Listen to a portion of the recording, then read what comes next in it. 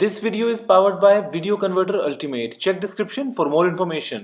नमस्कार दोस्तों, मैं गौरव आपका बहुत बहुत स्वागत करता हूं टेक टॉक्स के एक और फ्रेश एपिसोड में। और यहां पे मेरे पास में आपके लिए काफी सारी इंटरेस्टिंग टेक न्यूज, तो चलिए शुरू करते हैं।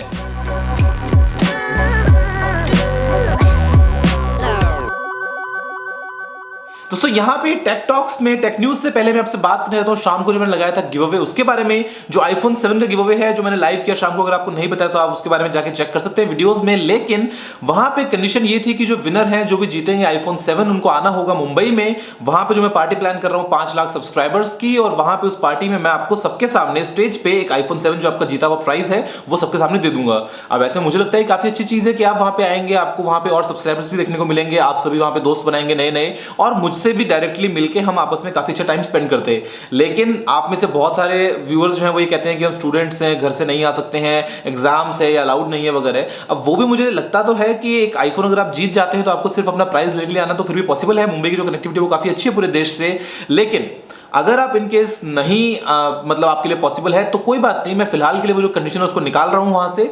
कोई भी अगर पूरे इंडिया में है तो आप पार्टिसिपेट कर लीजिए, और कोशिश कीजिएगा कि अगर आप जीत जाते हैं तो आप मुंबई जाके लीजिए, तो वो एक बहुत ही अच्छी बात होगी। वहां पे हम सभी के लिए एक बहुत ही अच्छी मेमोरी होगी। लेकिन अगर आप नहीं भी आ पाएंगे तो फिर मैं उसको कुछ और जुगाड़ देखता हूं, या तो मैं आपकी जगह पे आऊंगा, क्योंकि मैं चाहता हूं कि पर्सनली मिलकर मैं फोन दूं, तो वो मुझे काफी खुशी होगी। अगर नहीं आ पाया तो फिर पोस्ट करना पड़ेगा, लेकिन शायद कुछ ना कुछ रास्ता निकल जाए। लेकिन आप प्लीज अपनी तरफ से ऑप्शंस खुले रखिएगा, क्योंकि एक फोन जीतने के बाद तो आपका आना कोई इतना मुश्किल नहीं लगता है मुझे, ऐसा एटलीस्ट। आप अपने पेरेंट्स के साथ में भी आ सकते हैं, या अगर कोशिश करें एक दिन के लिए आने की शाम को तो बहुत अच्छा रहेगा। तो ऐसे में चलिए जो भी बात है, फिलहाल के लिए वो जो ऑप्शन है उसको मैं निकाल दे रहा हूं। तो यहाँ पे मीटअप जो है वो होगा मुंबई में ही, जो ये पार्टी मैं कर रहा हूँ 5 लाख सब्सक्राइबर्स की, जब भी होंगे उसके बाद में ही। लेकिन फोन जो है उसमें आप अगर नहीं भी आ पाए तो भी कोई बात नहीं, कुछ ना कुछ काम हम निकाल लेंगे। अब हम बात करते हैं दोस्तों यहाँ पे टेक न्यूज की। तो सबसे पहले जो न्यूज है वो काफी इंटरेस्टिंग है, और वो है नोकिया की तरफ से। ये किसी फोन के बारे में नहीं है। नोकिया ने सियोल कोरिया में एसके ब्रॉडबैंड के साथ में पार्टनरशिप करके एक बिल्डिंग में सभी अपार्टमेंट्स को 52 जीबीपीएस के नेटवर्किंग के साथ में कनेक्ट कर दिया है।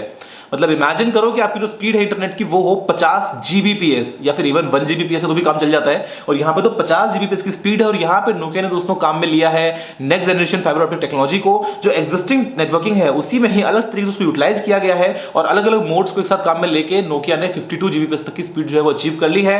अगर ये बाद में आ गया किसी भी तरीके से अलग अलग टाइप के ब्रॉडबैंड्स में, किसी भी तरीके से, तो हम देख सकते हैं कि क्या पता आपको कब कहां पे कितनी स्पीड मिल जाए।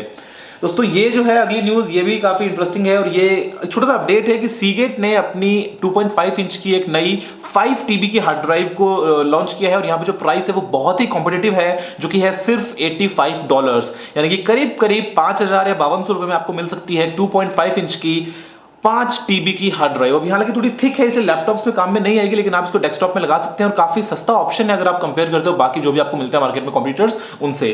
दोस्तों अगली जो न्यूज है वो है Xiaomi की तरफ से, कि Xiaomi का जो Mi Note 2 है जो लॉन्च होने वाला है 25 अक्टूबर को, उसकी फोटोज यहाँ पे लीक हुई हैं। फोन का आपको बैक दिखता है यहाँ पे, और फोन का आपको दिखता है साइड पोर्शन, जो फ्रंट है वो भी आपको नहीं दिख रहा है फोटोज में। लेकिन अभी भी कंफर्म नहीं है कि वो जो बेजल लेस वाला डिजाइन है वो आएगा या नहीं आएगा।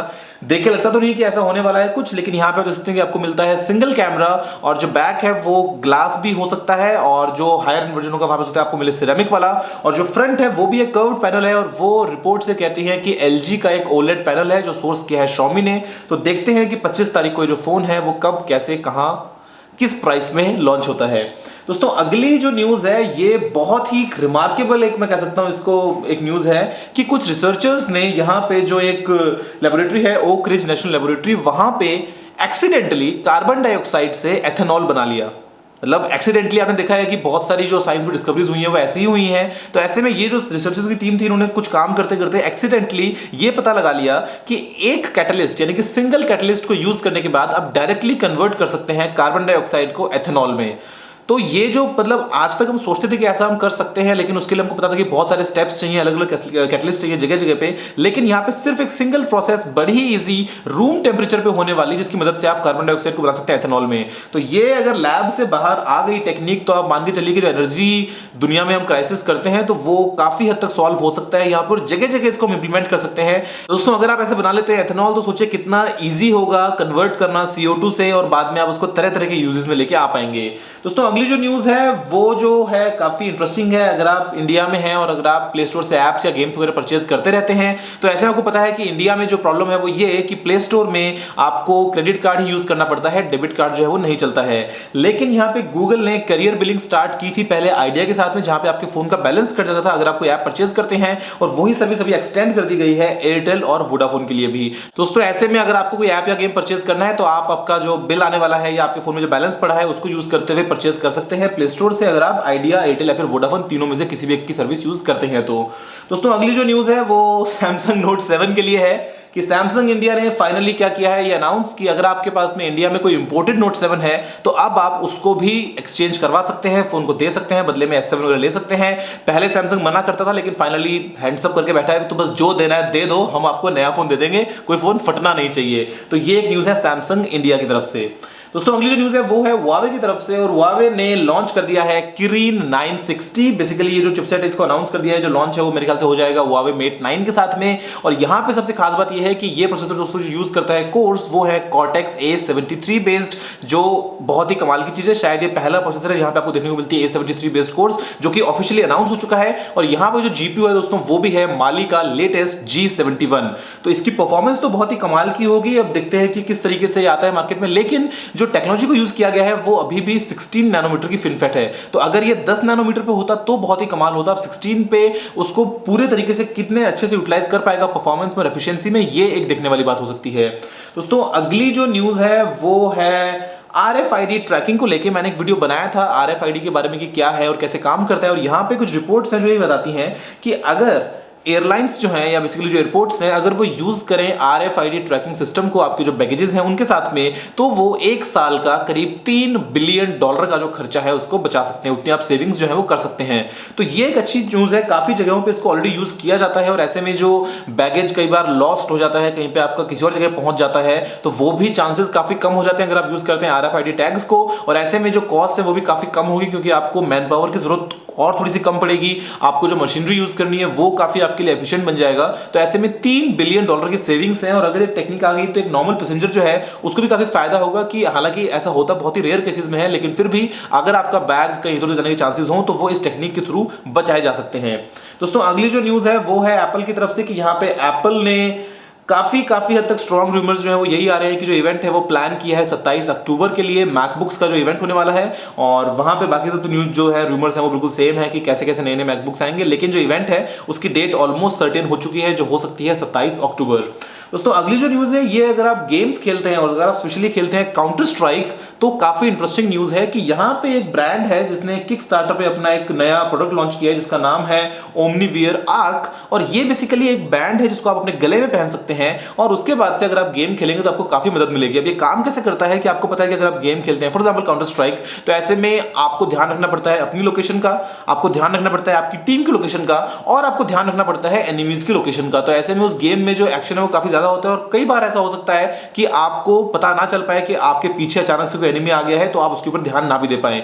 लेकिन अगर आप इस बैंड को पहन के वो गेम खेलेंगे तो क्या होगा, यहाँ पे कुछ लगे वाइब्रेटिंग मोटर्स जो वाइब्रेट करेंगी उस डायरेक्शन की तरफ जहां से एनिमी आ रहा है। तो फॉर एग्जांपल अगर आपके पीछे इस तरफ है तो यहाँ पे आपको वाइब्रेशन फील होगा, इस तरफ है तो यहाँ होगा, साइड में आगे पीछे। तो ये काफी अच्छी चीज है। अगर आप गेमर हैं तो $100 की इसकी प्राइस है। कंसेप्ट काफी अलग है। और ऐसे में गेमिंग के मामले में तो अगर आप बात करते हैं हेडसेट्स की, अगर आप बात करते हैं अच्छे डिस्प्लेज की या कंट्रोलर्स वगैरह की, तो कॉस्ट जो है वो फैक्टर नहीं बन जाता है। ऐसे में फिर आपका इंटरेस्ट है कि आपको कोई चीज कितनी पसंद आ जाती है। प्राइस के मामले में तो फिर आप गेमिंग चेयर्स हो या कुछ भी हो, अपर लिमिट तो कोई है ही नहीं। तो ये एक अच्छा कंसेप्ट है, किक स्टार्टर पे है, अगर आप चाहे तो जाके चेक कर सकते हैं अगर आपको गेम्स पसंद है। दोस्तों अगली जो न्यूज है वो भी एक काफी अच्छी न्यूज है, और वो है 3D प्रिंटिंग को लेके। कि 3D प्रिंटिंग को मैंने आपसे बताया था कुछ दिनों पहले कि जो MIT है, मैसाचुसेट्स इंस्टीट्यूट ऑफ टेक्नोलॉजी, वहां पे रिसर्च मामले में एक पता लगाया गया है कि बड़े आराम से कैसे 12 अलग अलग मटेरियल्स को यूज करके आप साइमल्टेनियसली प्रिंटिंग कर सकते हैं। लेकिन वो कमर्शियली अवेलेबल नहीं है, अभी रिसर्च में है, लैब्स में उसको काम में लिया जा रहा है अलग अलग तरीके से। लेकिन यहाँ पे दुनिया का फर्स्ट 2 मटेरियल्स को एक साथ यूज करते हुए जो 3D प्रिंटर है वो मार्केट में आ चुका है। जो प्राइस काफी ज्यादा है वो है करीब $3,500। लेकिन यहाँ पे आपको जो प्रिंटर मिलता है दोस्तों, उसकी मदद से आप क्या कर सकते हैं, 2 अलग अलग मटेरियल्स को एक साथ यूज करके 3D ऑब्जेक्ट्स को प्रिंट कर सकते हैं। अब एक नॉर्मल कंज्यूमर के लिए इतना काम में नहीं आता है, लेकिन इसकी मदद से आप क्या कर सकते हैं कि जो कॉम्प्लेक्स स्ट्रक्चर्स हैं 3D प्रिंटिंग के, आप उनको प्रिंट कर सकते हैं। फॉर एग्जाम्पल आपको अगर सपोर्ट चाहिए अंदर कहीं पे, कई बार ऐसा होता है कि आपको कॉम्प्लेक्स स्ट्रक्चर के अंदर डिजाइन इतना कॉम्प्लीट बन जाता है कि आप उसको एक बार में प्रिंट नहीं कर पाते हैं, उसके टूटने के चांसेस भी रह जाते हैं। तो ऐसे में आप हो सकता है कि वाटर सोल्यूबल जो आपका मटेरियल्स होते हैं आप उनका यूज कर सकते हैं कि आपने स्ट्रक्चर में एक बार बेस तो बना के प्रिंट कर लिया, बाद में आपने उसको गर्म पानी में डुबोया तो आपके पास में जो आपका ओरिजिनल स्ट्रक्चर है वो रह जाएगा, जो वाटर सोल्यूबल मटेरियल है वो वहां पे निकल जाएगा। तो ये काफी अच्छा कंसेप्ट है। प्राइस ज्यादा है और मार्केट में डेफिनेटली प्राइस कम हो गया आगे, लेकिन जो अल्टीमेकर है वो एक नया कंसेप्ट लेके आ चुका है, दो अलग अलग मटेरियल्स को यूज करते हुए 3D प्रिंटिंग का। दोस्तों फिलहाल के लिए जो टेक न्यूज़ है वो इतनी ही है। देखने के लिए आपका बहुत बहुत धन्यवाद। अगर आपका कोई सवाल या सुझाव हो तो आप नीचे कमेंट करना मत भूलिएगा। मुझे उम्मीद है कि वीडियो आपको पसंद भी आया होगा, तो आप इसको लाइक भी कीजिए और शेयर भी कीजिए। और अगर आपने अभी तक इस चैनल को सब्सक्राइब नहीं किया है तो सब्सक्राइब करना मत भूलिएगा, क्योंकि मैं आपके लिए रोजाना ऐसी ही टेक वीडियोस लेके आता रहता हूं। तो फिलहाल के लिए इतना ही दोस्तों। जय हिंद, वंदे मातरम।